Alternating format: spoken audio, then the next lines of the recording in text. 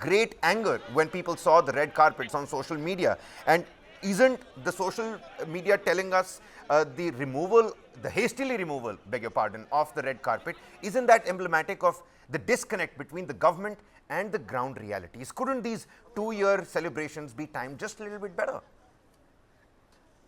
Hi, Kabir. Good evening. Good evening. See, in times of crisis, in times of tragedy, there is no scope for any, whatever red carpet and whatever protocol. Right. Today, the need of the hour is go to the people and solve their problems. While mediocre people or mediocre parties will be talking about such small things, we as a ruling party have a job at hand. We will not worry about all things. The engineer, assistant engineer at the BBMP level would have done the job. And no need for the national media to make a big fuss about that. Let us look All at the right, Mr. problems Prakash. of I appreciate that you're taking the right step in the right direction, because I've been hosting these debates on where does the buck stop, why is there an annual deluge in Bengaluru for the last half a decade now. Let's talk about the actual solutions. We earlier heard DK Shiv Kumar saying that steps are being taken. There is relief work. There is work to fix these projects. But is the speed enough? Where are we lacking when we're talking about these steps that we're taking, sir? what has happened is, let us understand in a holistic way. Bangalore, once upon a green city, has become a concrete jungle. It has not happened just in these 2 years. It has Right. happened over a period of 20, 30 years. Now, what is happening is, whenever any huge rainfall within a short span happens, like what has happened last few days, within 12 hours, 135 mm of rains have lashed. There are around 20 to 30 lakes. There are a lot of lake encroachments also. Second thing is the Rajakalvas which link each of these lakes. 20 to 25 meters on either side has to be left so that water flows in case of emergencies. Even that has been encroached. It has not just happened during Congress time, it has happened for donkey's years. And every government of the day is a catch-22 situation. If we go to do something, people will come and say, don't bulldoze those buildings. People have been staying here for so long. All the low-lying areas like HSR layout, BTM layout, lot of poor people Right. are staying there. And if we do anything, to disrupt that, those people will be put into hardships. But our chief minister today has clearly said that wherever, see, there are around 212 problem areas. Nearly 70% of those have been solved. For example, you told something, one defense area, defense we have in Yalanka. That 2 months or 3 months or 6 months back, we had a problem. But today we have done enough so that there is no problem there. But there are another, out of 212 or 220 areas, 160 areas we have done something. Okay. But another 60 to 70 areas are there which are having problems. So I'll give one small example. In one small area, the railway track moves, so there is a bottleneck. So that all the departments, the center and the state should work on it.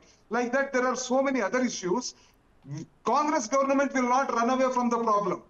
We will face the problem. We will find solutions. Yes, there has been a lacuna. Another 30-40% is That's there. very nice, sir. We have allocated nearly 5,000 crores for flood mitigation this Those year. are affirmative opinions, sir. I absolutely agree with you. And that is also the government of the day's job, to fight it and not Yeah, go this away. is our job. That's what I'm saying. I'll give you some statistics. I'm only. Nearly, You know what, Mr. Satyaprakash, we're running out of time also. Let me bring in the other panelists. We're going to come to you on the second round of questioning, and maybe the statistics can come and help us there I'll better. give one important Professor Puranik, let's bring you in on the debate. Is this a textbook case of urban collapse that we've constantly been seeing?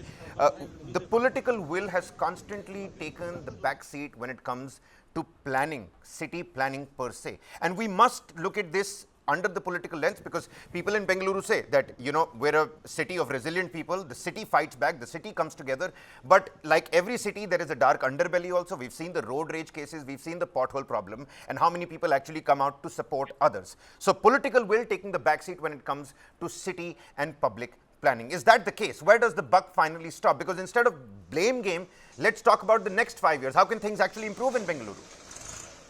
Well, Kabir, whatever Satyaprakash says, it is as a spokesperson of the Congress party is entitled to say, and he can also defend it. But the kind of rain, it rolled like a heavy demon, and it deluged the whole city. And while you are celebrating your 2 years sadhana samaveshan was paid, same time these things have happened. I think that kind of whatever insensitivity is there, that itself shows there is lack of political will also. Second thing is, I will come to, when Satyaprakash speaks out of statistics, I will also give you, there are 200 vulnerable areas which have been warned before in April 15th, by disaster state natural disaster monitoring center. So it has already cautioned the government that these are the things, these are the areas that the rains are going to flood, and Bangalore city is clogged, and all the Raja Kalaways, out of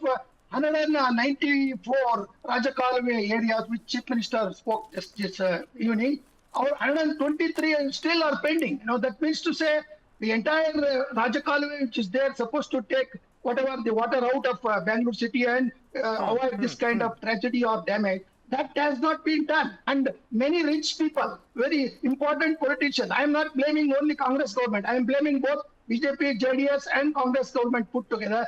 You have made Bangalore a hell, a city which cannot, we boast of Bangalore as a brand, Bangalore. But where is the brand Bangalore? It is tarnished so badly. Not anymore. in the I last think 2-3 I days. think that particular the title has taken a massive credibility hit, Yeah, Professor Puranik. definitely.